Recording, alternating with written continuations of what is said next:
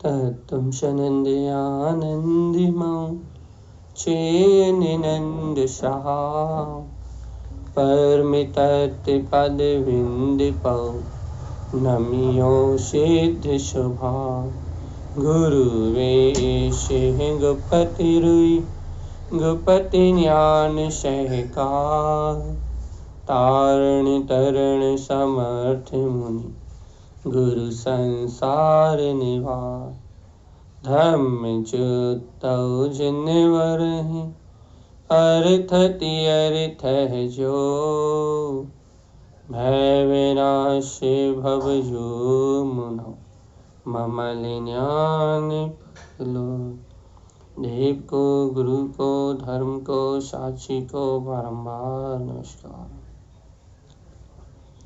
श्री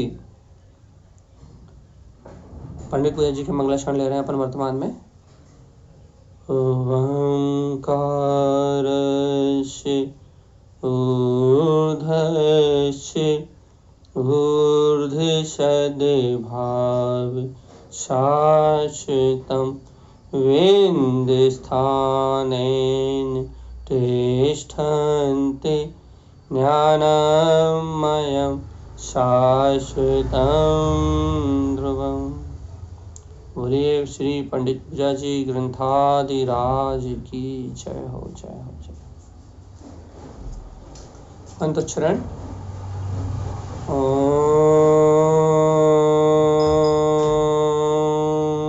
नमः ओं सिद्धे नमो नमः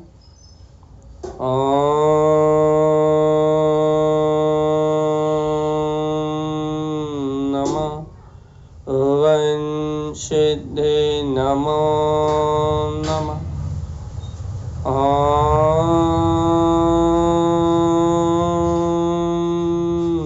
नमः ओं सिद्धे नमो नमः।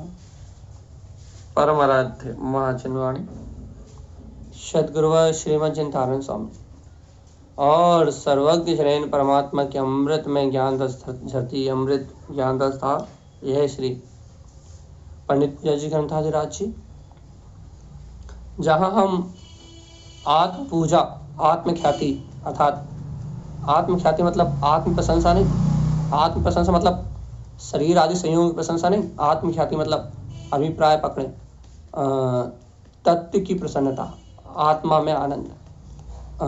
तो अपन अपने आत्मिक आनंद के लिए स्वरूप में विचरण करने का विचार करते हुए अपन गुरुदेव की मंगल में अमृत वाणी को समझने का अभ्यास कर रहे हैं और इस अमृत वाणी को जान के, इस अमृत वाणी को समझ के अपने कल्याण का मार्ग अपना रहे हैं भैया। तो सहज सावधान रहते हुए अपन वर्तमान में पर्यूषण पे विचार कर रहे थे और बहुत जल्दी मात्र 2 दिन, कल परसों 2 दिन का इंतजार है। तीसरे दिन से आपको 24 थाना जी ग्रंथ यहाँ जहाँ तक वांछन प्रारंभ हो जाएगा। अद्भुत ग्रंथ है, अद्भुत महिमा है और एक बार शुरू हो गया तो कब तक चलेगा इसका कोई भरोसा नहीं है। वांछना प्रारंभ होने के बाद 24 थाना बहुत विस्तार युक्त, बहुत ज़्यादा विस्तार युक्त ग्रंथ है और उसके प्रारंभ होने के बाद वो कितना आगे तक चलेगा इसका कुछ भरोसा नहीं है। तो हम आपसे ये उसकी भूमिका के साथ पर्यूषण भी ले रहे हैं हम। तो 24 थाना प्रारंभ होने से आपको बहुत सारी मेहनत करनी पड़ेगी भाई। 24 स्थानों के नाम याद करना, भेद प्रभेद याद करना, ये सब आपकी जिम्मेदारी बन जाएंगी। क्यों? क्योंकि यदि आपके पास थोड़ा भी यदि तत्व की पकड़ नहीं होगी, करणानी योग का थोड़ा सा विषय उसमें आएगा, थोड़ा सा, ज़्यादा नहीं, थोड़ा सा विषय आने से आपको उन 24 स्थानों के नाम के साथ साथ यदि उनके भेद प्रभेद के बारे में यदि पता नहीं होगा तो फिर भैया देखिए आपको चर्चा वहां तक लेके नहीं जाएगी। तारण स्वामी का 24 थाना तो एकदम आध्यात्मिक है, एकदम शुद्ध आध्यात्मिक चैतन्य की क्रांति है उसमें। लेकिन थोड़ा सा करणानी योग का विचार है और उस करणानी योग का विचार इसलिए है कि जीव आत्मा तुझे बोध तो हो कि तू मन वचन काया से इन 24 स्थानों में किस प्रकार से योग के कारण अपने विकार परिणामों के कारण किस प्रकार से अज्ञान भासना के कारण किस कारण से ये जीव इस चतुर्गति 84 लाख योनियों में परिभ्रमण कर, इस बात को जानना, इस बात को समझना, इस बात को अपने अंतर में घटाना और इस बात को अंतर में घटा के अपने कल्याण का मार्ग बनाना, ये बहुत उत्कृष्ट साधना है, बहुत उत्कृष्ट। तारण स्वामी के 24 ठाणा मतलब ये समझो कि 24 स्थान से मुक्ति अर्थात संसार से मुक्ति है भैया। तो अपने स्वभाव की प्रियता का अद्भुत रहस्य है उसमें। ऐसा ग्रंथ शीघ्रता से आपकी स्क्रीन पे रहेगा, सामने पीडीएफ रहेगी, कोई पीडीएफ चलेगी। तो हमारी भूमिका, हमारी अंतर की भावना और हमारे अंतर का श्रद्धान बलवत हो और हम इस ग्रंथ की पात्रता को ग्रहण कर पाए, ये सारा विषय होगा अभी, क्योंकि लोग भी कम जुड़ रहे हैं। 2 दिन बाद सब फ्री हो जाएंगे, तो परसों से ही ये ग्रंथ का वांचन होगा। तो आप इस ग्रंथ से जुड़ पाए और संकल्प पूर्वक जुड़ पाए, इसके लिए विशेष व्यवस्था रहेगी कि जो लोग संकल्प लेंगे कि ये वांचन हमें अपने जीवन में कल्याण के लिए अपनी अंतर आत्मा में उतारना ही है, उनके लिए विशेष अपन एक सामूहिक प्रार्थना करेंगे, सिर्फ जिनके संकल्प रहेंगे उनके लिए। और बाकी जीव भी अपनी अंतर भावना से इस ग्रंथ से जुड़ेंगे, क्योंकि ये ग्रंथ आध्यात्मिक 24 ठाणा जो अपन यहाँ पढ़ेंगे, ये ग्रंथ स्वभाव की प्रियता का अद्भुत ग्रंथ है। तारण स्वामी ने यहाँ अपने स्वभाव की इष्टता को सिद्ध किया है। आपको हर एक स्थान पे अर्घ भूले नरक ठिड़ी पड़े, हर एक स्थान पे तारण तरण देव सावधान करेंगे कि जीवात्मा अपने प्रकाशमान स्वभाव को भूले और आप निगोद की यात्रा के लिए तैयार हो। आध्यात्मिक 24 ठाणा का मंथन, वांचन और चिंतन होना प्रारंभ हो, और हमने पहले बहुत बार वांचन किया है, लेकिन जूम पे वांचन करना मतलब एक एक शब्द को विस्तार से लेना। तो इसका वांचन चिंतन मनन करते हुए अपन अपनी अंतर चेतना की प्रियता को जगाने का अभ्यास करना है। इसलिए तैयारी आज से चाहिए। देखो, जिसकी भावनाएं, हम पहले कह रहे हैं और सभी कहते हैं, हम क्या कह रहे हैं कि आपको फल मिलना है आपके अभिप्राय का, आपको फल मिलना है आपकी भावना का। तो आज से ही अपनी भावनाओं में निर्मलता प्रारंभ हो। अपन 24 ठाणा जी ग्रंथ का आह्वान करने के लिए तैयारी बना ले भैया, क्योंकि अपन ने छद्मस्वाणी का वांचन किया था। जब अपन ने कुछ शब्दों को याद करें, अपन तारण स्वामी के समय जब स्थाप होते थे, तिलक होते थे, तो भवजीव अगोनी करते थे। अगोनी, भगवान की वाणी की अगोनी। अगोनी मतलब समझते हैं? सरल भाषा कर देते हैं हम थोड़ी सी। अगोनी मतलब परमात्मा के वचनों का सत्कार, अगोनी के लिए उपस्थित होते थे भैया। सामने भगवान की देवधुनी खेल रही है, गुरु महाराज का उपदेश कर रहा है, तो नृत्य करते हुए, आनंद मनाते हुए और गदगद हृदय से जिनवाणी का बहुमान करते थे, जिनवाणी को सिर पे उठाते थे, जिनवाणी के लिए सर्वत्र समर्पण करते थे, आगोनी करते, भगवान की वाणी की आगोनी करते थे। व्यवहार में अभी ये सब तो संभव नहीं हो पाएगा अपना बाहर का, लेकिन अंतर हृदय नाचे, अंतर आत्मा से बहुमान हो और अंतर आत्मा की भावनाएं इतनी पवित्र हो जाएं कि अंतर आत्मा अंतर से नृत्य करने लगे और अपने को ये गुरुदेव की अमृत दिव्य देशना श्री 24 ठाणा ग्रंथ अपने जीवन में सहज उतरे भाई। देखो, जिसे जीवन बदलना है उसके लिए है ये ग्रंथ, एक कान से सुन के निकालने वालों के लिए बिल्कुल भी नहीं। बाकी सारे ग्रंथ एक तरफ है जो अपन ने क्या बोलते हैं, पूर्व में जो ग्रंथों का वांचन किया है, जैसे मालारोहण जी पढ़ी है अपन ने, ममल पावर जी तो अपन ले नहीं पाए यहाँ, लेकिन मालारोहण जी का अपन वांचन किया है, पंडित पूजा जी का किया है, कमलवती जी का किया है। शायद पंडित पूजा भी यहाँ जूम पे नहीं हुई, ठीक है, लेकिन अपने जो ग्रंथ यहाँ हो गए, वो ग्रंथों का जो सहज वांचन हुआ वो अलग है, और 24 ठाणा जी एकदम अलग है, बिल्कुल हटके है। इसलिए सावधान। अपन इसी भावना के साथ इस ग्रंथ की भूमिका ले चुके हैं हम, अपन चलते हैं परिणामों की पवित्रता की ओर, जिसका विषय अपना इतने दिन से चल रहा है कि जीवात्मा वही पवित्रता के लिए, वही अंतर में निर्मलता आए, वही हमारे अंतर से कसाई की भावना गिरे, हमारी अंतरात्मा से विकार का भाव अलग हो, उन विकारों को मिटाने के लिए ही है ये सब। देखो देखो देखो, अपन बार बार कहते हैं ना, जीवात्मा संस्कारों को तोड़ने के लिए साधना है। तो संस्कार क्या है? संस्कार क्रोध के, काम के, लोभ के, वासनाओं के, विषय के, इच्छाओं के, कामनाओं के, जो संस्कार जीव के मन में भरे पड़े, जो संस्कार जीव के अंतर में जीव ने अनादिकाल से जिन संस्कारों को पालन पोषण किया, पाल के रखा है, उन अज्ञान संस्कारों को नाश करने का नाम साधना है। और जीवात्मा जब तक तू इन अज्ञान संस्कारों को और अज्ञान भाव को अपनी मन मस्तिष्क से बाहर नहीं निकालेगा, तब तक तेरे जीवन में कोई साधना नहीं है भगवान जी। साधना अपने स्वरूप को, अपने चैतन्य स्वभाव को निरंतर साधने का नाम है। जीव सोचते हैं कि हम घर में हैं, हम गृहस्थी में हैं, हम परिवार के बीच में हैं, हम दुकान आदि संयोगों के बीच में हैं, हम अपने स्वभाव को कैसे साध सकते हैं। जीव ऐसा उल्टा विचार करते हैं। और आचार्य भगवान की वाणी कहती है कि तू जिन संयोगों के बीच में है वहीं अपने आप को संयमित क्यों नहीं कर रहा? तू जिन संयोगों के बीच में है तू वहीं अपने संस्कारों को क्यों नहीं तोड़ रहा? तो ये संस्कार तोड़ने के लिए कोई संयोग छोड़ने की जरूरत थोड़ी ना। तो ये संस्कार तोड़ने के लिए तू जहां है वहीं मान्यता तोड़ने की जरूरत है। देखो, बात थोड़ी गहरी चली जाएगी और पकड़ने वालों को ही पकड़ में आएगी, बाकी लोगों को लीव होना पड़ेगा, क्योंकि बहुत हाई लेवल की बात चल रही है कि संस्कार तू जहां है तुझे वहीं रह के तोड़ने पड़ेंगे भाई।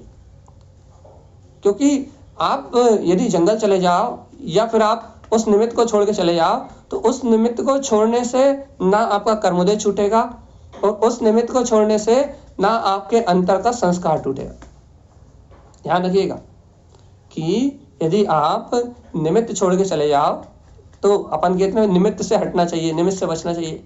तो निमित्त से हटना चाहिए, बचना चाहिए क्यों कहा जाता है? कि निमित्तों के अनुसार अपने संस्कारों की पोषण और अधिक होता है, इसलिए उन निमित्तों से भी हटना चाहिए, उन निमित्तों से भी बचना चाहिए। हम उन निमित्तों का पोषण नहीं कर रहे, बस हम ये कह रहे हैं। लेकिन एकदम निमित्त से भाग के कहीं चले भी गए, निमित्त से हट के कहीं चले भी गए, लेकिन यदि अंतर से वो संस्कार नहीं टूटे, अंतर से उन संस्कारों पे कुठाराघात नहीं हुआ, अंतर से उन संस्कार, यदि आप निमित्त से हटके अलग भी हो गए और निमित्त से हटने के बाद यदि आपका स्वरूप अवलंबन नहीं हुआ, त्रिकाली चैतन्य आत्मा का अवलंबन नहीं हुआ, आपको आत्म तत्व की सुरत नहीं जगी, आप अध्यात्म की अंतर ज्ञान शक्ति में जागृत नहीं हुए भगवान जी, तो उस निमित्त को से हटने का, उस निमित्त से बचने का कोई लाभ नहीं है। निमित्त से हटो, बचो। क्यों? क्योंकि हमारे परिणाम स्वच्छ रहे, निर्मल रहे, हमारे परिणाम धवल रहे। तो उन निमित्तों से हट बच के अपने स्वभाव की स्वीकारता में लगना अच्छी बात है, बुरी बात नहीं। लेकिन याद रखना जीवात्मा, निमित्त मात्र से हट जाने से कुछ नहीं होगा। वहां से आपकी जो मान्यता है, अपनी जो मान्यता पड़ी हुई है, जो अपना संस्कार है, उस संस्कार पे कुठाराघात करना पड़ेगा। और वो निमित्त से हटने वाला भी कर सकता है और निमित्त के बीच में रहने वाला भी कर सकता है। इसके लिए कोई बंधन नहीं है भैया। आप निमित्त से हटके करो तो भी अति उत्तम, और निमित्त के बीच में रह के करो तो भी अति उत्तम। वहां तो आपकी मान्यता को मारना है, आपको वहां तो आपको आपकी मान्यता को मिटाना है, वहां तो आपको आपकी स्वीकारता को सम्यक्त करना है। और उस सम्यक स्वीकारता में निमित्तों का कोई खेल नहीं है। उस सम्यक स्वीकारता में खेल है आपकी अंतर परिणति की पवित्रता का, अर्थात आपके अभिप्राय का, आपके लक्ष्य का, आपकी स्वीकारता का पूरा खेल है भैया इसमें। देखो भाई, हाई लेवल की थोड़ी सी बात है। यदि आपके चित्त में बैठे तो आप बिल्कुल स्वीकार करें कि वहां आपकी पवित्रता आएगी आपके लक्ष्य के अनुरूप। आपका अभिप्राय क्या है, आपका लक्ष्य क्या है, आपकी उन्नति का साधन क्या है भाई। और यदि अपनी उन्नति का साधन, अपना लक्ष्य और अपने स्वभाव की सहकारिता को यदि अंतर्भाव दशा से सिद्ध करना है, ज्ञान भाव से यदि अपनी अंतरात्मा की उन्नति करना है, तो जीवात्मा पहले आत्मज्ञान की जागृति के लिए ज्ञान को प्रकट न करो, और ज्ञान स्वभाव के निकट वाला ज्ञान ही ज्ञान कहलाता है। आत्मज्ञान को प्रकट करना मतलब आत्मा की सुरत के जागने का नाम ज्ञान की प्रकटता है। सावधान, फिर कह रहा हूं आपसे, समझ में आए तो अच्छी बात है कि आत्म तत्व की जागृति अर्थात मैं आत्मा हूं ऐसी प्रतीति, ऐसे श्रद्धान के जागरण का नाम ज्ञान है। कहना भैया कितना कठिन कर रहे हो आप, बहुत सरल कर रहे हैं हम। पढ़ने का नाम ज्ञान नहीं है, लिखने का नाम ज्ञान नहीं है, सुनने का नाम ज्ञान नहीं है, समझने का नाम ज्ञान नहीं। 24 थाना का वांछन होगा जब ये बात आपको बहुत अच्छे समझ में आ जाएगी ज्ञान कहते किसे। तो यहाँ आत्म तत्व की जागृति के कारण से या फिर सम्यक्त के कारण से कहो, श्रद्धान के कारण से कहो, जो ज्ञान में स्वरूप बढ़ता है।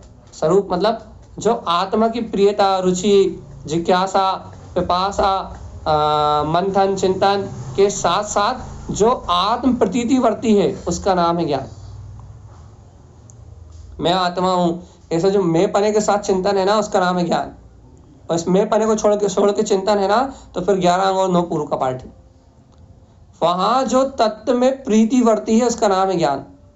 सरल भाषा का है, वहां तत्व में जो रुचि वर्त रही है ना, वर्तना, हम कैसे समझाएं आपको। वर्तना मतलब जीव का जो पुरुषार्थ है, जीव अनंत वीर की शक्ति का धारी है ना, तो जीव के जो आत्म सन्मुखता रूप जो रुझान पैदा हुआ है, जो उसे आत्म शक्ति की प्रियता प्रकट हुई है, अंतर में जो रस आया उसे कि हाँ मैं आत्मा हूँ, जो उसे ये चैतन्य की जो भासना हुई ना, ये जो रुचि का जागरण हुआ ना अंतर में, इस सम्यक रुचि का नाम है क्या? ज्ञान।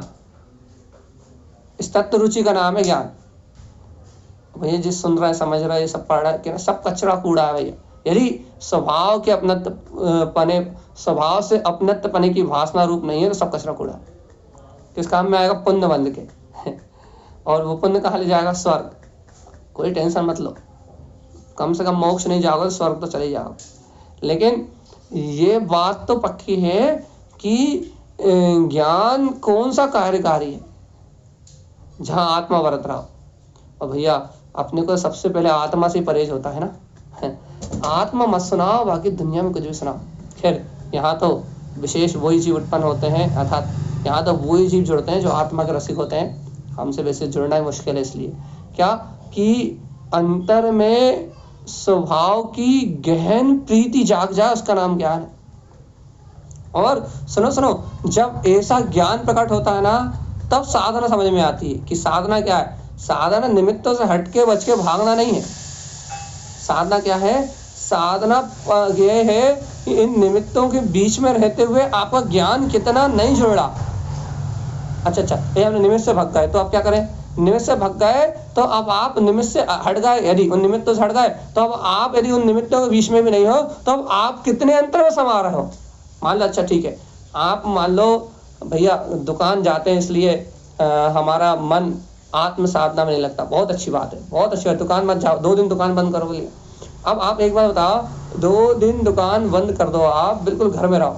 अब आप ये बताओ, 2 दिन घर में रह के कितना आपका उपयोग आपके चैतन्य महाप्रभु त्रिकाली सत्ता के पास जा गया, ये बताओ। या आप एकांत में रहे, घर में रहे, काय में लगा? या तो पुण्य में लगा, आरती चंदन प्रसाद करा होगा आपने, एक टाइम भोजन करा होगा, उपवास कर लिया होगा, एकासन कर लिया होगा, आपने बाहर की बहुत सारी क्रियाएं कर ली होंगी 2 दिन में। लेकिन एक बात बताओ, वो चैतन्य तत्व परमात्मा, वो वस्तु स्वभाव, वो कितनी वर्तना में आया आपका? तो ये क्या कर रहे हैं? निमित्तों में उलझा रहे हैं, दुकान में बैठे रहते क्या? चे तो हम कह ही नहीं सकते। हाँ, लेकिन ये जरूर कह सकते हैं कि आप घर में रह के भी वो काम नहीं कर पाए जो कोई दुकान पर रह के भी कर लेता। क्या कर सकता था?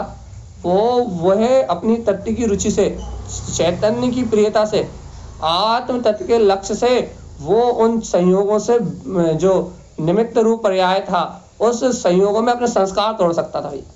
वो क्रोध कसाय को तोड़ सकता था, अपनी मान कसाय को, महा एकत्व को तोड़ सकता था, वह वहां अपनी लोभ कसाय की आसक्ति तोड़ सकता था दुकान पे बैठ के। तोड़ा जा सकता था, तत्व का विचार किया जा सकता था, स्वभाव की स्वीकारता की जा सकती थी, आत्मा का चिंतन किया जा सकता था, जो चाहे वो किया जा सकता था। लेकिन भगवान जी जो चाहे वो किया जा सकता था लेकिन नहीं कर पाए, इसका कारण क्या है भैया?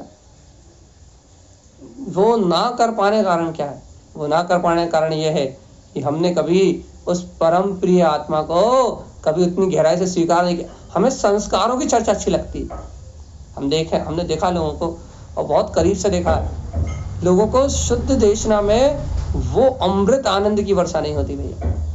वो संस्कारों की चर्चा अच्छी लगती है। संस्कारों की बात करो बाहर की, और संस्कारों को बदलने की बात करो, अशुभ संस्कारों को छोड़ के शुभ संस्कारों में आने की बात करो, तो लोगों को लगती बहुत बढ़िया आनंद की चर्चा है। क्यों? क्योंकि अभी जीव पाप से हट जाए, पाप से कसाय से हट जाए और शुभ में लग जाए, लोगों को यही बहुत बड़ा धर्म लगता है कि अरे बड़ा महान धर्म हो गया भैया, महान धर्म हो गया। क्या महान धर्म हो गया? कि ये इनने ऐसे ऐसे पाप छोड़ दिए, ऐसे ऐसे पाप छोड़े, ऐसे ऐसी क्रियाएं छोड़ दी, ऐसे पाप छोड़ के अब हम थोड़े से पुण्य में लग गए, यही महान धर्म का अतिशय हो गया। अभी वर्तमान में जीव को ऐसा ही भाषित होता है, ऐसा ही आनंद में नहीं है जीव, आनंद स्वरूप को नहीं जानता, तो वर्तमान में जीव ऐसा ही समझता है, ऐसा ही मानता है। क्या ऐसा मानता है? अरे भगवान जी हम तो इतने से हट गए, इतना ही बहुत है, इतने से अलग होगा इतना ही बहुत है, इसी को धर्म मान ले भाई, इतने में सुकून है भैया। भैया ठीक है, अब संसार में अज्ञानी जीव का धर्म उतना ही है, लेकिन जीवात्मा सावधान, बहुत सावधान, एकदम होश में आने की कोशिश करो। और होश में कैसे आए भैया? अरे जीवात्मा इन मान्यताओं को आग लगाने से साधना होती है, मन को आग लगाने से साधना होती है। और जीवात्मा जब तक अपन मन को आग नहीं लगाएंगे ना, इस मन को कचरे कूड़े का ढेर समझ के इसकी मान्यताओं में आग नहीं लगाएंगे ना, अरे संस्कारों का उदय तो आएगा, संस्कारों के उदय के बाद भैया उन्हें तोड़ने का अभ्यास नहीं करेंगे ना, बार बार उन संस्कारों के अधीन होंगे ना, तो अपनी आत्मा का पतन होना है। तुम आत्मा की सूरत जगा के तुम भिन्नता का अभ्यास तो करो, मूल काम कर नहीं रहे।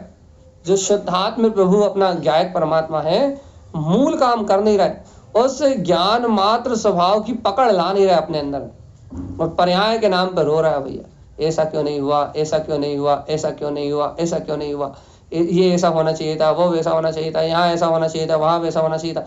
पर्याय के नाम पे रो रहे हो, है पर्याय के नाम पे सारा परिणमन, सारी अज्ञानता का पोषण कर रहा है, पर्याय के नाम पे सारी उठापटक कर रहा है ना, पर्याय के नाम पे सारा बाहर का चिकर पिकंद का काम कर रहा है। और अंतर आत्मा जो वस्तु स्वभाव से जुड़ना चाहिए, जो शुद्ध तत्व से जुड़ना चाहिए, जो चैतन्य त्रिकाली ज्ञायक परमात्मा से जुड़ान होना चाहिए, उस पर ध्यान नहीं दे रहा है भगवान आत्मा। जो स्वभाव का अभिप्राय होना चाहिए, जो अनंत सुख में आत्मा की लगन होनी चाहिए, उस अनंत सुख में आत्मा की लगन का ध्यान नहीं दे रहा भगवान। तो मूल बात को छोड़ के भूल में अटक गए भैया। और साथ ध्यान रखना, यदि मूल बात को छोड़ के यदि कहीं भी अटके तो तारण स्वामी के ग्रंथ आपके जीवन में नहीं आएंगे। और सुनो सुनो सुनो, जब तक तारण स्वामी के ग्रंथ जीवन में नहीं आएंगे तब तक भैया सुनने समझने का क्या फायदा। अच्छे अच्छे जीव देखे हमने, संस्कारों से भागते हैं डर के मारे, और उन्हें ऐसे ही जीव पसंद आते हैं कि जिनके पास संस्कार हो, बस संस्कारों से संस्कारों का मिलान करने के लिए सब तैयार है भाई। और यदि किसी के मन के विपरीत चल के देखो आप, किसी से के मन के विपरीत चल के देखो आपको पता लग जाएगा कि मन से विपरीत चलते ही सामने वाले को बर्दाश्त नहीं होगा भैया। आप अपने मन से विपरीत चल के देखो, आपकी नींद और आपका अंतर की शांति नष्ट हो जाएगी। क्यों? अच्छा बताओ, हम बहुत खतरनाक प्रश्न कर रहे हैं आपसे, आप यदि इसका आंसर देके बताओ, यदि कोई बता सकता है तो, कि अपने अहंकार की, अपने मान की, अपनी कसायों की पूर्ति होती रहती है, इसलिए अपने मन में शांति बनी रहती है। तो इसका मतलब ये हुआ कसायों से अपने अंदर में शांति है। और यदि अपनी कसायों की, अपने मन की और अपनी वासनाओं की पूर्ति ना हो तो अपने अंदर की शांति नष्ट हो जाती है। इसका मतलब तो ये हुआ कि कसाय शांति कारक है, कसाय में ही शांति है। यदि हमारी कसाय, हमारी वासना की पूर्ति ना हो तो हमारे जीवन में अशांति अशांति। ये कैसा उल्टा परिणाम है? आप ये इसका जवाब चाहिए हमें, कोई दे रहा हो तो बता दो कि ये कैसा उल्टा परिणाम है? अशांति की वस्तु से हमारे जीवन में शांति है, और यदि उसकी इच्छा पूर्ति ना की जाए, मानसिक अपने संस्कारों अनुसार परिणाम ना हो, तो हमारे जीवन में अशांति है। इसका मतलब ये ज्ञानावरणी, दर्शनावरणी, अंतराय, भोग, काम, वासनाएं, ये सब सुख का साधन है। इनकी पूर्ति होती रहे अनंत सुखी, इनकी पूर्ति ना हो तो हम महादुखी। आपसे एक छोटा सा सामान्य सा प्रश्न है हमारा, आप हमें थोड़ा सा जवाब देके अनुग्रहित करें कि क्या है?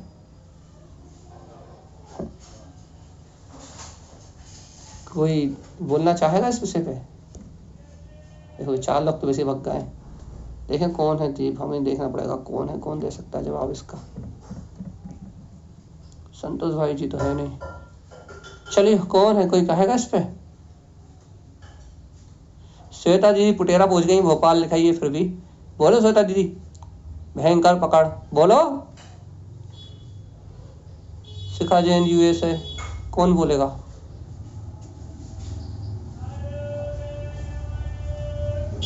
कोई नहीं बोल रहा।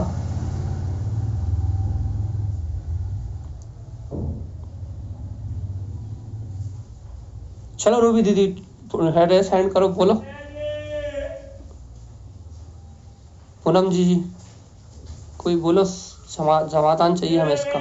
सोनिका जी गिटार सीख, बोलो कोई। कौन बोला? रेस हैंड करो।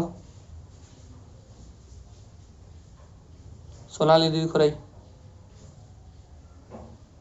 कीर्ति जी से नहीं बोल रहा है। चलो कोई कह रहा है?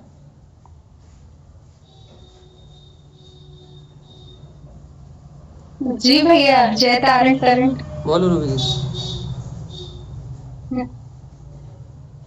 अब भैया जो स्थिति आप बोल रहे कि कसायों की पूर्ति होती है, तो भैया अभी तक तो यही है कि मतलब कसायों में ही आनंद ले रहे थे, जो रस मिल रहा था ना, और वो चीज अभी तक समझ में भी नहीं आती थी। लेकिन जब से तत्व चर्चा से जुड़ गए, मुश्किल से ये बात तो पकड़ में आ गई है कि रस उसी में आ रहा था। अब बस ये है भैया, धीरे धीरे जब चीज पकड़ में आ गई तो आधा समाधान तो वही हो गया कि अभी तक तो दिशा ही नहीं पता थी कि क्या कर रहे क्या नहीं कर रहे, काय में आनंद आ रहा, मतलब अपन को दुख भी हो रहा है तो वो दुख में भी रस ले रहे थे भैया। इतनी सूक्ष्म बात कि किसी ने हमसे कुछ बुरा बोल दिया, उसमें भी रस, मतलब भले दुखी हो रहे लेकिन वो भी रस था। तो ये चीज बहुत अच्छे से पकड़ में आ गई है। तो अब बस समझ में आ रहा है भैया, धीरे धीरे धीरे अब तो बस आगे बढ़ना है। चलो ठीक है, हमारा जवाब नहीं मिला, लेकिन अभी भी कोई दे रहा है तो बताओ। हमारे इस प्रश्न का जवाब दे रहा है कोई तो बताओ, नहीं तो फिर हम आगे बढ़े। कहा तो आपने सही, इसके मूल में तो है आसक्ति। आसक्ति को हम समझ नहीं पाते हैं, और हमें ऐसा लगता है कि हमने आनंदानुबंधी कसाय को छोड़ दिया है, जबकि हमारी आसक्ति सालों साल चलती रहती है। और सालों साल जो आसक्ति चलती रहती है वो उसी का दूसरा नाम अपन देते हैं लोभ कसाय। उस लोभ कसाय को पूरे समय हम भोगते रहते हैं, और भोगते भोगते उसी में आनंदित होते रहते हैं। अपने भीतर जो तृष्णा छुपी हुई है, उस तृष्णा की पूर्ति हो जाने पर आनंद मानते हैं, और तृष्णा की पूर्ति नहीं होने पर दुखी होते हैं। और इस तरह से पूरे समय हम केवल कसायों के कारण जो हमारे भाव हैं उन्हीं को भोगते हैं। और कदाचित कोई ऐसा भव्य जीव होता है जो इन कसायों के कारण होने वाले भावों से हटके अपने स्वरूप के चिंतन मनन में जब उस समय लग जाता है तो वो निश्चित रूप से बहुत सौभाग्यशाली जीव होगा जो ऐसा करता होगा। पूनम बहन जी के हैंडल आ रहा है, अब उनको अनम्यूट करते हैं। ये तो सारी पुण्य पाप की बात ही हो रही है ना, इसलिए पुण्य पाप के ऊपर इंसान कहाँ उठ पा रहा है। ये मतलब जो कसायों में रस आ रहा है और जो रस नहीं आ रहा है, तो ये सारा तो वो पुण्य पाप के खेल है और इसी को पकड़ के बैठे हैं। ये जो अच्छा हो गया हमारे मन के अनुकूल हो गया तो उसमें रस आ गया, और यदि नहीं हुआ वो शुभ भी हुआ अशुभ भी हुआ, जो भी हुआ तो इसके पुण्य पाप की ही बात, इसके ऊपर यदि उसको पकड़ पाए तो ये फिर पुण्य भी मेरा नहीं है और पाप भी मेरा नहीं है। यदि सिर्फ तत्व मात्र को पकड़े तो ये पुण्य पाप तो जो धूला रहती है जो लग जाती है बाहर की, वो धूला झटकार हो तो फिर वो तत्व मात्र रह जाएगा। बढ़िया, चलिए और कोई कुछ कहना चाहे तो ठीक है, नहीं तो हम ले इस विषय को आगे। भैया जी, जीव को अनादि से संसार का पक्ष पड़ा हुआ है और वो अपने पर्याय में एकत्व बुद्धि करके उसमें इतना रच बच गया है कि उसके आजू बाजू जो भी माया उसको दिख रही है वो माया कषाय में अनुरक्त होके अपने तत्व को नहीं पकड़ पा रहा है। इसकी वजह से वो जो भी दिख रहा है, जो भी परिस्थितियां बन रही है, उसकी कषाय की पूर्ति हो रही है नहीं हो रही है, उसमें ही रच बच गया है, उसी बात में रच बच गया है, संसार का एकत्व संसार का पक्ष होने के कारण। बहुत बढ़िया उपासना दीदी, आपने उम्मीद से अच्छा जवाब दिया है। उपासना जी गुजरात श्वेतांबा समाज से, बहुत बढ़िया। चलिए अब हम अपनी बात कहते हैं। हाँ सब, बाकी अब जितने लोग कुछ कहना चाहें तो कहें, नहीं तो जल्दी म्यूट कर लें। हाँ हाँ नवनीता दीदी, कि जैसे अपनी आसक्ति और अपेक्षाएं जीव की इतनी होती है कि वो उससे को सुखी और दुखी कर रही हैं, कि वो उसमें सुख अपेक्षा के अनुकूल हो गया, मन के अनुकूल तो वो सुखी हो जाता है, मन के विपरीत हो गया तो वह दुखी हो जाता है। तो उसका जो आसक्ति भाव, जो जरूरत से ज्यादा अपेक्षाएं पर्यायों में, रिश्तों में, संसार की वस्तुओं में, और अगर वो उस समय वस्तु स्वरूप का निर्णय कर ले, तत्व निर्णय कर ले कि जैसा उसकी योग्यता से चल रहा है, ये नहीं है मेरा परिणाम ही नहीं है, जो भी चल रहा है, जो हो रहा है वो हो रहा है अपनी जगह, और उसकी वो आसक्ति भाव, वहां से वो भाव उसके छूट जाएंगे तो उसको अपने तत्व की पकड़ आ जाएगी, क्योंकि उसको तुरंत मतलब वस्तु स्वरूप का निर्णय करना चाहिए उस समय, या तत्व निर्णय करे कि ये जो भी परिणाम हो रहा है वो तत्समय, इसमें मैं क्यों कसाय, मतलब ये मेरी कसाय से थोड़ी ना आ रहा है, या मेरे सोचने से थोड़ी ना ये अच्छा या बुरा, मेरे अनुसार थोड़ी ना हो रहा, जीव के अनुसार तो कुछ होता ही नहीं है भैया, सारा परिणाम क्रमबद्ध चल रहा है। जब क्रमबद्धता को जब जीव स्वीकार कर लेगा तो उसको ये सब चीजें आएंगी ही नहीं उसमें, क्योंकि वो तो क्रमबद्ध परिणाम चल रहा है, तो कसाय अपने आप, कसाय करने का तो सवाल ही नहीं है, वो तो चल रहा है परिणाम, उसका कर्ता भोक्ता में हूं ही नहीं। बहुत बढ़िया जी। अच्छा म्यूट कर लें, तो हम इस बात को आगे बढ़ाते हैं। हमारा प्रश्न ये था कि जीव को जहाँ अशांति है, जहाँ दुख है, जहाँ कलह है, वहाँ शांति प्रतीत हो रही है, और जहाँ आनंद है, जहाँ सुख है, जहाँ परम अतीन्द्रिय आत्मा का रस झर रहा है, वहाँ जीव जाना नहीं चाह रहा।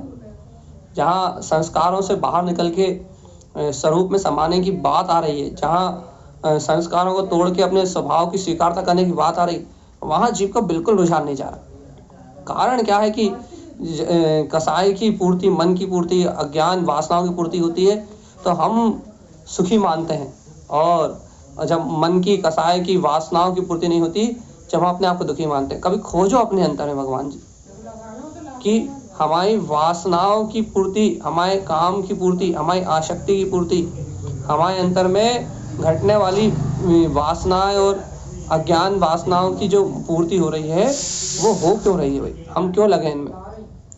तो जीवात्मा, जब तक तुम अपने में इस बात को खोजोगे नहीं, जब तक तुम्हें पता ही लगेगा कि हम मोक्ष मार्ग में चल रहे हैं कि नहीं चल रहे, यहाँ तक तो विचार ही नहीं करता जीव। पूनम दीदी ने भी बढ़िया बात बोली, पुण्य पाप में अटका रहता है। नवनीता दीदी ने निर्णय की बात कही, उपासना दीदी ने संस्कारों की आसक्ति की बात कही, उदय भैया ने भी सीधी सीधी आसक्ति तृष्णा की बात कही। इसके पहले क्या बोलते हैं, रूबी दीदी ने तो ये कहा कि अब पकड़ में आने लगा कि अब समझ में आने लगा कि कहाँ क्या है, कैसा कम से कम दोष दिखने लगे कि हमारे दोष कहाँ है। सबने अपनी अपनी बात कही और सभी की बातों में अनुभव झलक रहा था कि सबने अपने अपने अनुभव से कहा है। जिसने जहाँ से पकड़ा है, नम्रता दी ने निर्णय से पकड़ा है, उपासना दीदी ने के पास संस्कार तीव्र है तो उन्होंने संस्कार अपनी उससे पकड़ा है, उदय भैया का चिंतन धारा अलग है, उन्होंने आसक्ति से पकड़ा है।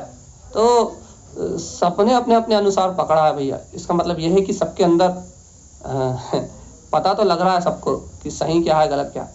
सबने अपनी भूमिका में पकड़ा है और अपने अपने अनुसार पकड़ा है भाई, क्योंकि जिसकी जितनी साधना वो वहीं तक पकड़ पाएगा, उससे आगे पकड़ने की कैपेसिटी बहुत विरले जीवों को है।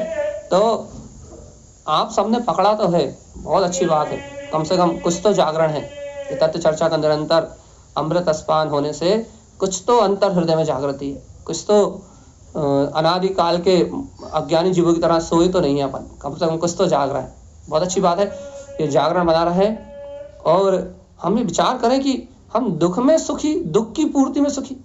बहुत अच्छा विषय लिया था पूनम दीदी ने कि जीव पुण्य पाप के उदय में ही तो सुखी दुखी हो रहा है। यदि अपनी कसायों की पूर्ति पुण्य के उदय में होती है तो जीव सुख मानता है, आहा आनंद आ गया। और यदि वही पुण्य का उदय ना हो, आप असाता वेदनी कर्म का उदय हो, और यदि वो ही अपनी अपेक्षाओं की पूर्ति ना हो, तो वहाँ जीव आकुलता मानता है। और भैया ने स्पष्ट कहा ऐसे कि आसक्ति के कारण कि जीव इस पुण्य पाप में एडिक्ट, मतलब नशा है, नशा व्यसनी है, और उस व्यसन के कारण से वो वहाँ लिप्तमान है। और लिप्तमान होने से, उसकी लिप्तता होने के कारण से, उसकी आसक्ति होने के कारण से निरंतर अनंतानुबंधी के जंजाल में फंसा हुआ है, लेकिन उसे पता ही नहीं। और इसी के साथ एक अच्छा विषय जोड़ दिया उपासना दीदी ने कि वो संस्कार ही तो है कि वो संस्कार ही तो है जिनके कारण से वहाँ जीव जैसा का तैसा लिप्त है। और इसमें रूही दी ने अच्छी बात कही थी, भाई समझ में तो आ रहा है, अब जान तो रहा है, समझ तो रहा है, लेकिन अभ्यास करने की कोशिश कर रहा है। नवनीता जी ने कही कि यदि क्रमबद्ध स्वीकार कर लिया जाए, बराबर निर्णय रखा जाए कि ये स्वतंत्र परिणमन है, तो भैया कोई दुखी नहीं होगा। अच्छी बात है, बुद्धि से निर्णय अच्छा है। और इस प्रकार का निर्णय करते करते जीव अपने आप को पर्याय से हटाता है।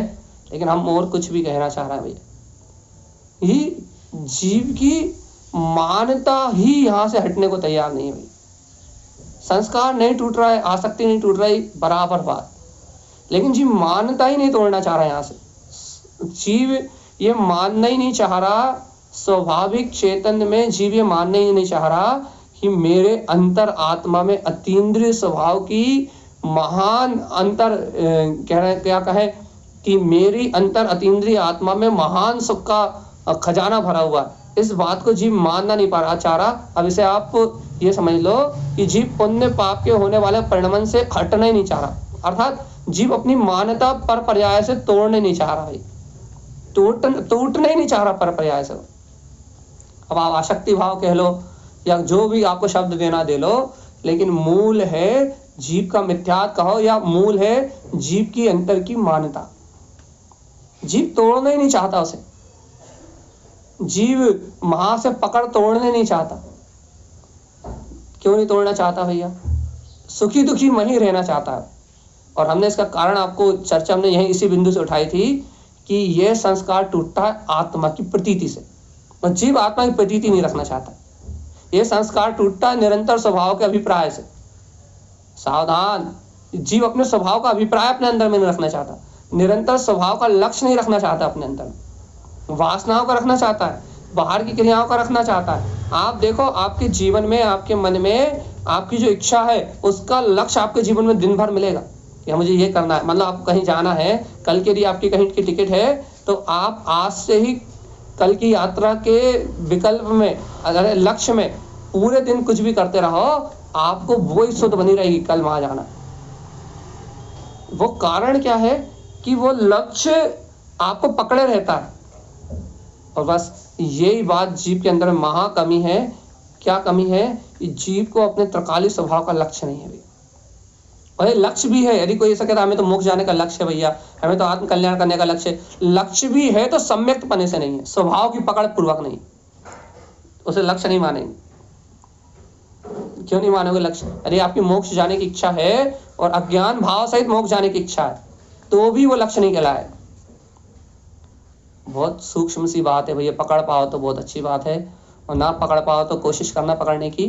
कि यदि आपको मोक्ष जाने की इच्छा भी है, आप खूब स्वाध्याय करते हो, खूब पाठ करते हो, खूब पूजा करते हो, खूब व्रत करते हो, आप तो इस भावना से करते हो कि मोक्ष जाना है, लेकिन भैया ये भी अज्ञान ही है। क्यों अज्ञान है भैया? क्योंकि इसमें स्वभाव को नहीं खोला आपने अपने तत्व की रुचि को नहीं खोला। इसमें आपको चैतन्य मात्र तत्व की प्रतीति नहीं है, इसलिए जो आप ये कर रहे हो ना, ये भी एक प्रकार का पाखंड है। क्यों है? क्योंकि भगवान जी इसमें आपको त्रिलोकीनाथ का वास नहीं है। और जब तक जीव को अपने त्रिकाली ध्रुव स्वभाव की रुचि का जागरण नहीं होता और सिर्फ इस बात का कि मैं ही शुद्ध आत्मा हूं, इस शक्ति का बोध बहुमान, या हम बार बार कहते हैं प्रतीति, या हम शब्द डाल दें सुरति, जब तक आत्म सुरति का जीव के अंदर में अभ्यास नहीं होता तब तक जीव का सब बेकार है। इसलिए बार बार अभिप्राय पे बल देते हैं, बार बार विशुद्धि पे बल देते हैं, और परिणामों की विशुद्धि बिना शुद्ध आत्म स्वभाव के अर्थात ज्ञान स्वभाव के आश्रय के बिना परिणामों में निर्मलता नहीं आने वाली। और परिणामों में निर्मलता सम्यक दर्शन ज्ञान चारित्र बिना स्वभाव से प्रकट नहीं होगा, और जीव का स्वभाव अच्छा नहीं लगता। बस बुद्धि पूर्वक ही तो करे। नवनीता जी ने कहा ना, बुद्धि पूर्वक बार बार निर्णय तो करो, कुछ नहीं कर पा रहे भैया। अनुभूति सहानुभूति में आनंद में नहीं डूब पा रहे। अरे निर्णय तो करो, बार बार निर्णय तो पटको अपने सामने कि कहाँ पागल हो रहा है। शुद्धात्मा की प्रतीति रखना तुम्हारा काम है। इन निमित्तों में, इन संयोगों में, इन उलझनों में रहते हुए भी निरंतर शुद्ध आत्म तत्व की प्रतीति रखना ही तुम्हारी साधना है। मानते क्यों नहीं हो? क्यों नहीं मानते? क्यों नहीं मानते? क्यों नहीं मानते? निमित्तों से भागना, संयोगों से भागना, अपने आप को बचा के निकालना भैया निमित्तों से, संयोगों से। पागल जीव आत्मा, तुझे आत्मा का तो स्मरण नहीं है भैया। निमित्तों से इसलिए बचना है कि ज्यादा उलझन में ना फंसे। बहुत अच्छी बात है, ज्यादा उलझन में ना फंसने के लिए निमित्त में से बच रहा हो, बहुत अच्छी बात है। लेकिन भगवान जी सुलझी हुई आत्मा तो तुम्हारी नजरों में आ जाए।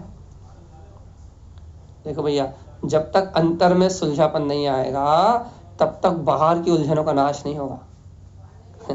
चाहे उपासना दीदी हम इन्हें बहुत हम तो एक कहा है, जो लोग जुड़े होते हैं उन्हें तो बहुत सारा टॉर्चर भी कर देते हैं। और जब टॉर्चर होते हैं तब वो चिंतन करते हैं कि क्या है ये, मन क्या है, संस्कार क्या है, इच्छाएं क्या है। हम संस्कारों से भाग रहे हैं या संस्कारों को तोड़ रहे हैं? संस्कारों से भयभीत जीव। संस्कारों का भय हो कोई बात नहीं, लेकिन संस्कारों का भयभीत इतना भय ना हो, इतना अधिक भय ना हो संस्कारों का कि भगवान जी हम अपने अंतर आत्मा की शक्ति को भूल जाए। अरे संस्कारों से डरना बुरी बात नहीं है, लेकिन स्वभाव के आश्रय से अभयपना प्रकट करना अनिवार्य है। इसलिए जीवात्मा सावधान। हम आपसे कुछ भी परिवर्तन, इसलिए हम बाहर के संस्कारों में कुछ भी परिवर्तन के लिए नहीं कहते कि बाहर में परिवर्तन होना चाहिए। हमारा फुल और पूरा रुझान हर एक चीज के बीच में अपने स्वभाव की गाढ़ प्रतीति पे जाता है।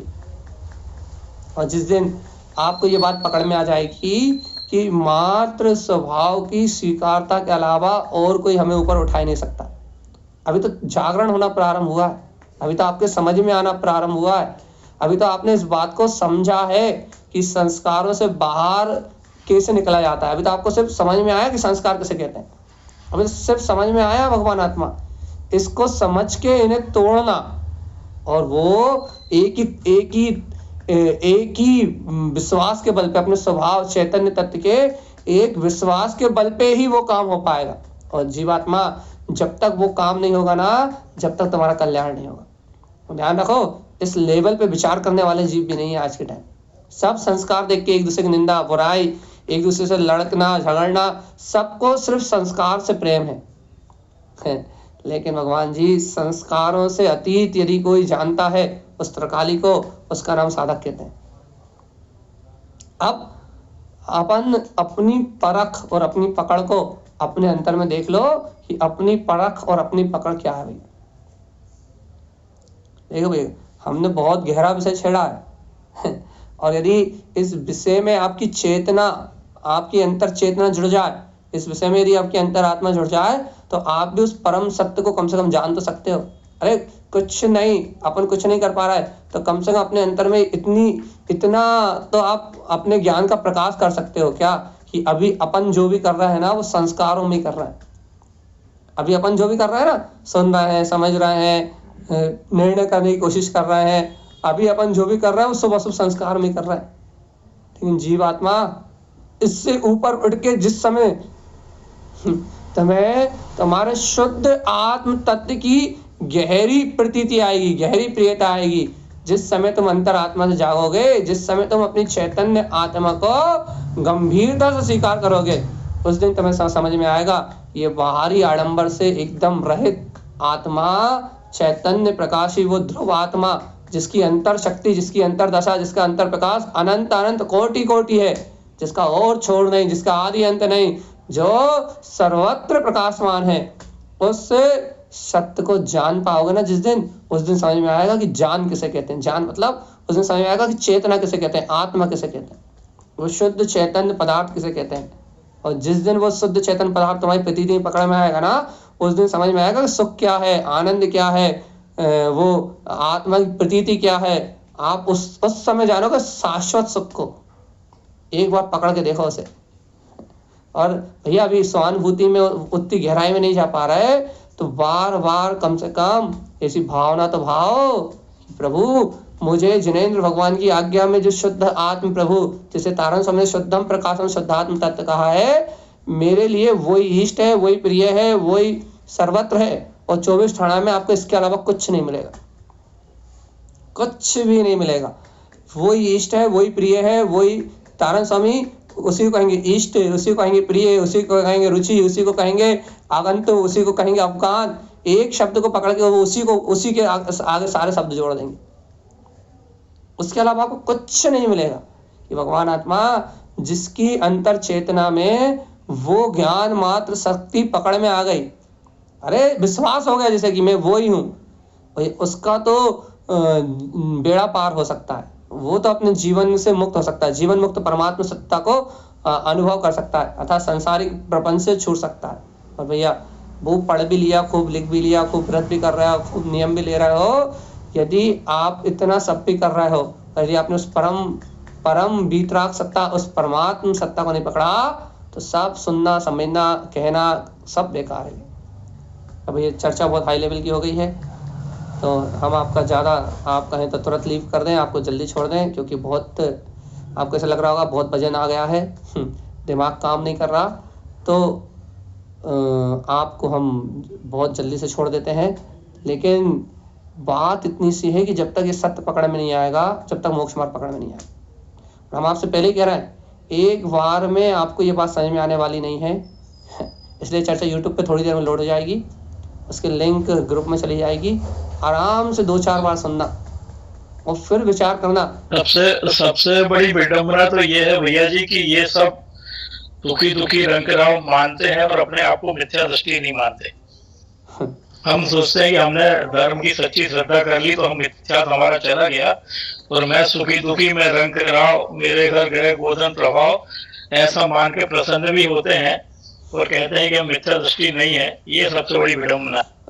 वही तो व्यवहार में थोड़ी सी शुभ प्रवृत्ति को अपना के अपने आप को सम्यक दृष्टि मानने लगा है जीव, बिना चैतन्य की पकड़ के।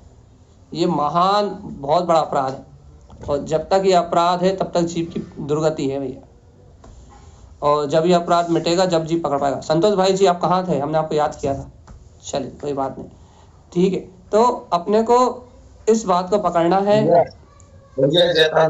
चैतांत्र क्या है कि पहले भी हमने, आपको याद होगा पूर्व में हमने एक बार आपको क्वेश्चन किया था कि प्रतीति तो बनी नहीं रहती है, ये तो तय है। प्रतीति कैसे बनी ये बात है, तो संयोग में और इसमें रह समाज की समाज में रह के और संयोग में रह के, परिवार में रह के वो प्रतीति ढूंढते हैं, तो प्रतीति मिलती नहीं है वो। और ये है कि समय से सोचिया, मैं ध्रुव शुद्धात्मा हूँ, एक समय चलने वाली पर्याय जगत प्रतिकाल वर्ती परिणाम क्रमबद्ध निश्चय बसांति मिल गई।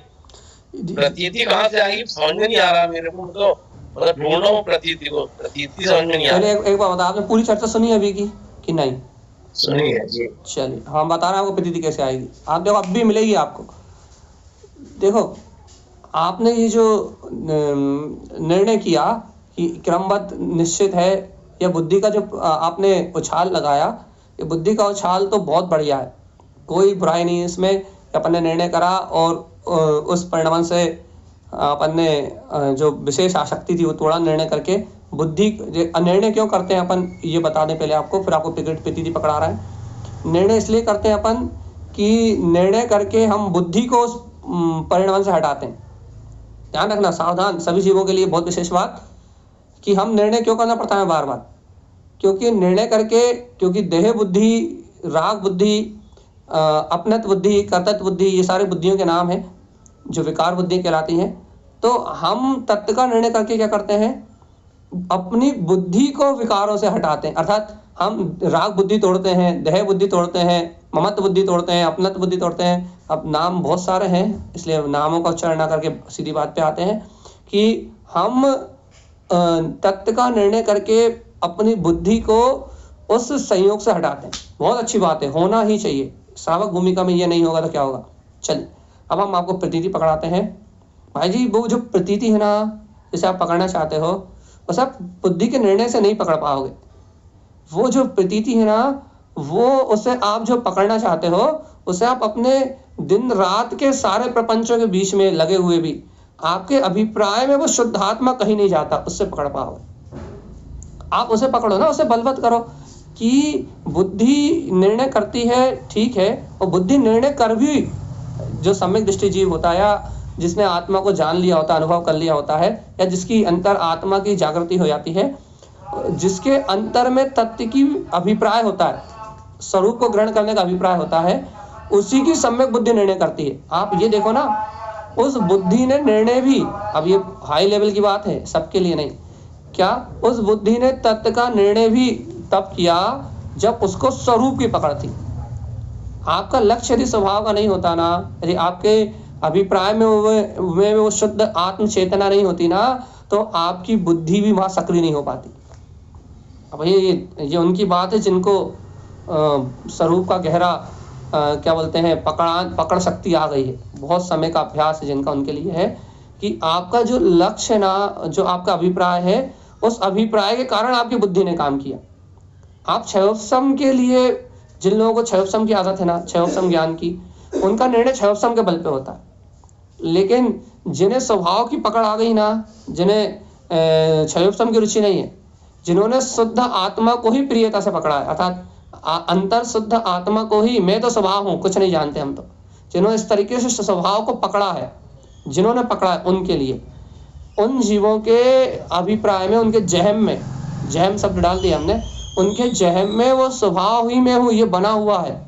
जिनके जहम में मैं स्वभाव हूँ बना हुआ है, मैं स्वभाव का अभिप्राय बना हुआ है, उनके सारे निर्णय स्वभाव के बल पे होते हैं भाई। तो आप निर्णय को पकड़ते हो इसलिए आपको प्रतीति नहीं दिखती। आप अपने जहम को पकड़ोगे ना, उसे पकड़ोगे तो आपको प्रतीति दिखेगी।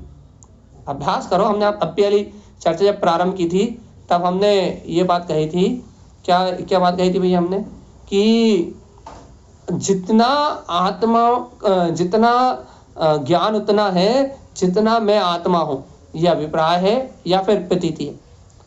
तो अपन उस प्रतीति को पकड़ने के लिए आप बुद्धि के निर्णय के साथ आप अंतर के बल को देखो कि उस बुद्धि को देखो, उस बुद्धि का निर्णय कितना खरा हो रहा है। जीव को ये देखना पड़ेगा, यदि जिस जीव के अभिप्राय में अपना निश्चित आत्मा है, उस जीव के निर्णय में कितना बलवत्पना आ रहा है। बलवत्पना आ रहा है मतलब, मान लो देखो, आपका पर्याय रूप परिणमन चल रहा है, घर गृहस्थी परिवार के ऐसे उपद्रव चल रहे हैं जिनमें अपनी आत्मा को भैया अभी संयोग भूमिका में रहना पड़ रहा, और उन संयोग भूमिका में अपने परिणाम भी ऊंचे नीचे का चल रहा है।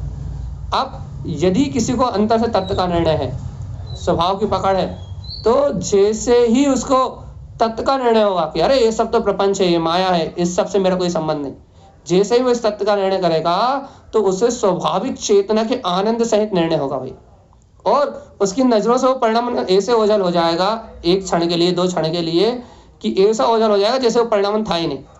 मानो ये बल कहाँ से आया? ये बल आया आपको जो स्वभाव का अंतर में अभिप्राय है ना, जो आपके अंतर में उसका स्वरूप का लक्ष्य बना हुआ है, निरंतर जो आपका अभ्यास है, वो अभ्यास ने उस निर्णय में इतना गाढ़ापन कर दिया, उस बुद्धि के निर्णय में इतना गाढ़ापन कर दिया कि लोग कहते हैं कि हम अपने विकल्प को हटा नहीं पाते। और यहाँ तत्व का निर्णय हुआ और विकल्प दिखे भी नहीं, कहाँ चलेगा भाई, गायब होगा। तो किसके बल पे चलेगा? अचानक आत्मा की महिमा आ गई, अचानक आत्मा का चिंतन होने लगा, अचानक अंतर में ऐसा लगने लगा जैसे आनंद बरस गया। कहाँ से हो गया ये? भगवान आत्मा, ये जो तत्व का जो अपने लक्ष्य बनाया है ना भगवान आत्मा, सबको भूल के, सब पर्याय परिणाम को भूल के, अच्छे बुरे को भूल के, सबको भूल के जो तत्व की प्रेम जगाया है ना, शुद्ध आत्मा की महिमा जागी है ना, शुद्ध आत्मा ही मैं हूँ, इसका सर्वस्व समर्पण करने का जो भाव जागा है ना भैया, ये सब उसकी महिमा है। आप उसे मही से पकड़ो और वो मही पकड़ में आएगा। आपने पहले भी जब हमसे प्रश्न किया था तब भी हमने कहा था कि आप अभिप्राय से पकड़ा करो, और आज आप जब कह रहे हो तब भी हम कह रहे हैं आप अभिप्राय से पकड़ा करो, और जितना गहराई से अभिप्राय से पकड़ोगे आपको मिलेगा, वो ना मिले संभव नहीं। हम कह रहे हैं मिलेगा तो मिलेगा। तो ये बात पक्की है, बस क्या है कि अपनी जागृति कम है, थोड़ी सी जागृति कम है, और वो जागृति बढ़ेगी, और जागृति का निमित्त ये देशना है, इससे बराबर बढ़ेगी। और आज की चर्चा को ज़्यादा लोड में ना लेते हुए, सब किसी को ऊपर भजनदारी, किसी को भजन ना आए। देखो ध्यान रखना, आखिरी बात क्या दे रहा है, किसी को मन में खेद ना हो, किसी को भजन ना आए, इसलिए क्या कह दे रहा है, प्रतीति भी एक समय की पर्याय है, उसे पकड़ने की कोशिश मत करो। शुद्ध आत्मा को निष्प्रय भाव से चाहो। प्रतीति तो आपके घर आंगन में महकेगी, आपके अंतर आत्मा में चहकेगी, आपके रोम रोम में बस जाएगी, लेकिन वो भी एक समय की अवस्था मात्र जानो। आप तो निस्वार्थ भाव से शुद्ध आत्मा से प्रेम करो, बस शुद्ध आत्मा में हूँ, इस अलख निरंजन आत्म सत्ता के आनंद में खो जाओ, इस शुद्ध स्वभाव को बड़ी प्रियता से निहारो, वो आपके अंतर से जागेगी जागेगी और जागेगी। इसलिए बार बार आप लोगों से सभी से यही भावना भैया कि सभी कोई भी इस चर्चा को इतना हाई अपने अंदर वजनदार ना करे कि उसकी खुद की वजनदारी से, अर्थात इन शब्दों से वो दबे ना, कोई चिपटे ना कि हमारा काम तो चल ही नहीं रहा, या फिर हम कर ही नहीं पा रहे, या ये ऐसी भावना ना आए, बल्कि प्रेम उमड़ जाए कि वाह आत्मा तो इतनी अद्भुत है, और मेरा स्वभाव तो इतना अद्भुत है, जिसको मात्र चाहने मात्र से बाकी प्रतीति जैसी पर्याय भी चरणों की दास हो जाती हैं। शुद्धात्मा के चरणों की सेवा करने के लिए प्रतीति आदि पर्याय आती हैं सब। तो भैया मूल है शुद्धात्मा, मूल है चेतना का अस्तित्व, मूल है अपने तत्व की प्रियता।